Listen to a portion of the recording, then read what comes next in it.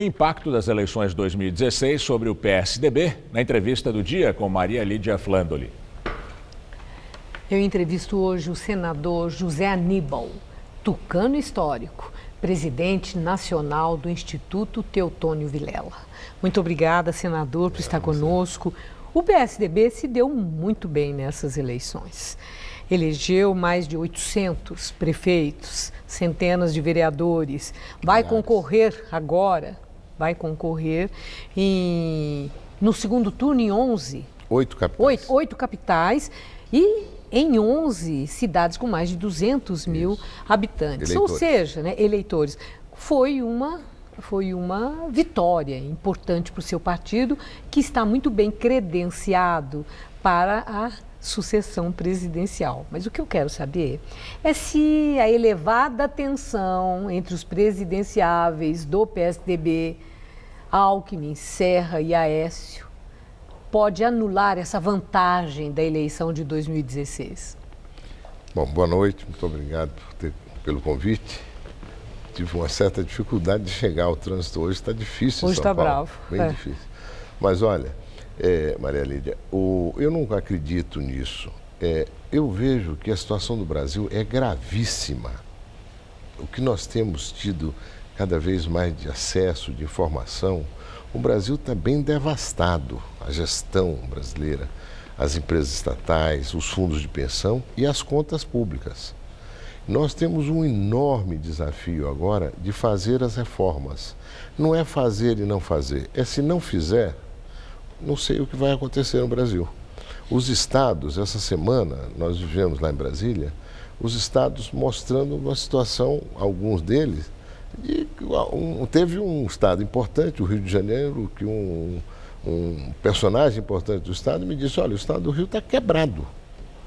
E outros estados vão tendo que fazer esforços adicionais para tentar pagar folha. Alguns já dizendo que não conseguirão pagar o 13º. E não tem mais como o governo federal ajudar. Nós já estabelecemos um limite de dívida de 170 bilhões, não tem como ir além. Ou nós votamos, primeiro, esse teto para o orçamento do ano que vem, e em seguida a Previdência, ou eu não sei como nós vamos sair dessa situação. O senhor virou a minha pergunta. Eu perguntei uma coisa, o senhor falou outra. Não, mas vamos pegar no que o senhor falou, depois eu volto naquilo que eu comecei. Certo. Mas pegando agora em tudo isso que o senhor falou, que é de extrema importância, sim, já está havendo uma manobra no sentido de dificultar a votação em plenário dessa PEC do teto dos gastos públicos, porque hoje deveria ter uma reunião, não houve quórum, é muito possível que não haja a votação como se esperava na manhã da segunda-feira, porque há uma história, um regimento interno que precisa ser observado. O que eu quero saber é se a oposição está demonstrando que tem força para impedir a votação daquilo que para o governo é prioritário. A oposição está fazendo um papel medonho, porque eles devastaram o país, sobretudo o PT. Eles são os principais responsáveis. E vão tentar impedir de todo jeito aquilo que é absolutamente urgente para sair da situação, 12 milhões de desempregados. Agora, o parlamento, a base de sustentação do governo, eu vejo que ela tem crescido na aceitação da necessidade das reformas. Mas Temer vai ter os votos que precisa para a aprovação do teto? Eu trabalho com isso. Agora, há uma dificuldade, às vezes, Maria Lídia, que me preocupa muito, de fazer com que esse sentimento das ruas entre no Congresso Nacional. O Congresso não pode viver numa realidade diferente da que vivem os brasileiros. Os brasileiros estão precisando de mudanças, estão precisando de emprego, a renda caiu, o Brasil está sem credibilidade e a competência agora é do Congresso. Não adianta dizer, o presidente Temer tem sido firme, mandou a emenda constitucional do teto, vai mandar da Previdência, vai ter também com relação à legislação trabalhista, coisa que todos os países já fizeram, todos. Os mais desenvolvidos, todos já fizeram essa legislação. Mas o senhor acha que ele aprova essa primeira, o primeiro embate, que é esse, a PEC do teto do gasto público? O senhor acha que ele já tem ou terá o número suficiente de votos? Pelos cálculos do Planalto, tem. Pois é. Mas se é jogada política ou tem mesmo? Toda a indicação que eu tenho é de que tem. Até porque a cada dia os parlamentares que vivem aqui no Brasil, eles estão vendo que a situação se agrava. E não é possível empurrar com a barriga, fazer manobra, não tem conversa. Essa questão que tem eleição, tudo bem, são poucas eleições agora no segundo turno e os parlamentares poderão todos estarem em Brasília no momento certo para votar e aprovar. Bom, e vamos ver a habilidade política de Temer, né, para administrar variáveis adversas. Né? Aí é que aparece a força política. Ele tem mostrado uma disposição enorme, tem sido totalmente dedicado a isso. E o PSDB está apoiando? O PSDB apoia e procura criar convicção, inclusive, entre os nossos aliados, nossos amigos e parceiros. Bom, voltando para aquela pergunta que eu fiz inicialmente.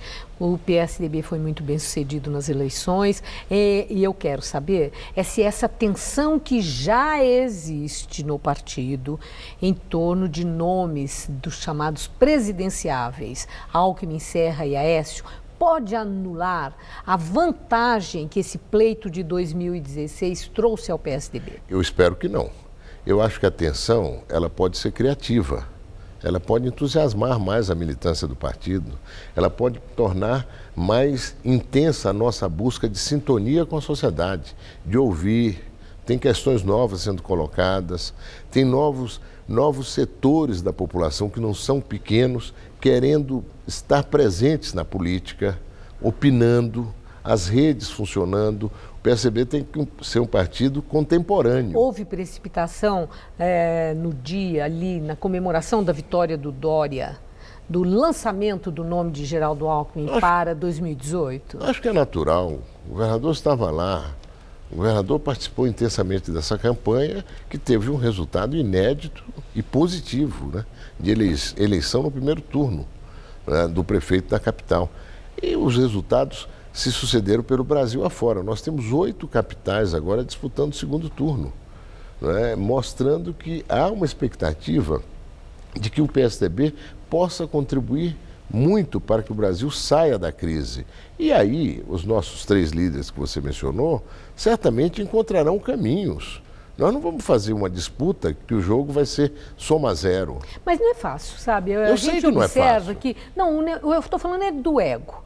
O ego das lideranças muitas vezes prevalece sobre os interesses do próprio partido. Aqui em São Paulo, eu quero saber como é que ficou o PSDB, com aquele estranhamento que houve de tucanos históricos que não aceitaram o resultado da prévia, o nome de João Dória candidato. Agora, após a vitória do Dória, prevalece aquele racha e aquele afastamento, ou o PSDB tem condição, maturidade, controle emocional para as frustrações daquilo que se pretende, para se unir, e isso é o que certamente interessa ao partido, né? Vencer o embate seguinte. O bom desafio está aí. É o embate seguinte, não é para trás. Para trás ficou para trás.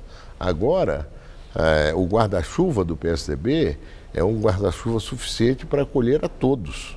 E as disputas políticas internas vão continuar existindo como sempre existiram, mas não no sentido de divisão, de anulação um do outro. Ao contrário, nós temos que juntar forças e agregar forças além do PSDB para vencer os desafios que a sociedade nos colocou. Foi essa a sua motivação? Claro. Porque o senador também não aceitou o resultado daquela prévia no início. Isso. E mais na reta final da campanha, aderiu à candidatura Dória, até gravou alguma coisa para a campanha dele. Agora, a pergunta, o que o motivou, o que fez com que o senador José Aníbal apoiasse Dória?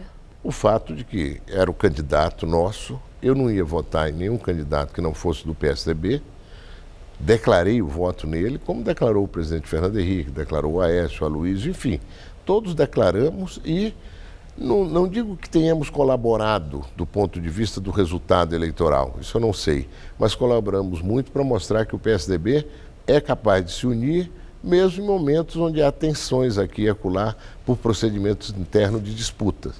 A disputa foi vencida pelo Dória, ele é o nosso prefeito e nós estamos aí torcendo para que ele faça uma grande gestão. O PSDB precisa disso, em São Paulo e no Brasil. Bons gestores que deem respostas a questões colocadas pela sociedade, principalmente o emprego e a volta do crescimento. Agora, senador, prévia é uma coisa temerária? Porque eu pergunto isso porque eu já estou ouvindo que se cogita no PSDB de se promover uma prévia para decidir quem vai ser o candidato em 2018. Nós vimos o que deu aqui em São Paulo. Na prévia, é previsível o risco de divisão no partido? Eu acho que só tem um jeito de a gente resolver esse risco. É tornar as prévias mais abertas ainda. Você vê risco de prévia nos Estados Unidos? Não. Faz parte da cultura política deles. Outros países têm usado isso. Nós já tivemos algumas prévias aqui em São Paulo. Essa é a segunda prévia. Eu participei da primeira. Não é? E eu acho que mostrou que é um procedimento que pode agregar, sobretudo, se ele contemplar uma maioria, um número maior, não só de militantes, como de simpatizantes do PSDB. Mas é um procedimento que joga um foco maior sobre o processo e permite que esse processo seja menos perturbado por qualquer coisa que não a política. Agradeço muito sua entrevista. Uma boa noite. Muito obrigada. Muito obrigado.